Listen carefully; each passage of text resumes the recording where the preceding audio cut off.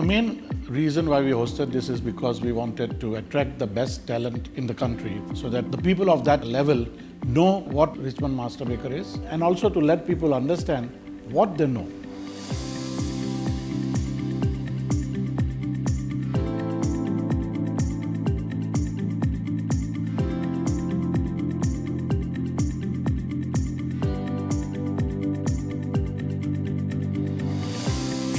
Every time there's competition, for me, it's like not about win or lose. It's about have experience with another chef, you know, what the chef doing and then what we capable of. By this competition, actually, it's like sharing knowledge, you know, from each other. For me, it's either you win or you learn something.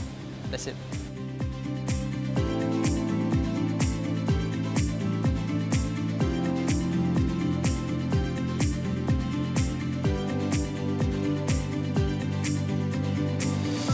So far it is exciting, and I felt it was very organized from Richemont Institute, getting to know the new ingredients that is provided by the Institute. So I think meeting new people, getting their experience, what they're working on, that is the best part of this competition, and that will be very exciting when the result will come.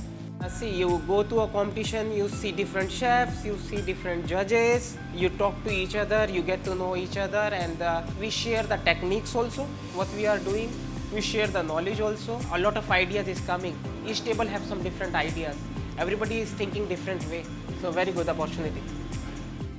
I think it's very exciting days we had, and the quality we've seen is very good. Obviously there are mistakes, but we have judges who give feedback. Overall it's very exciting.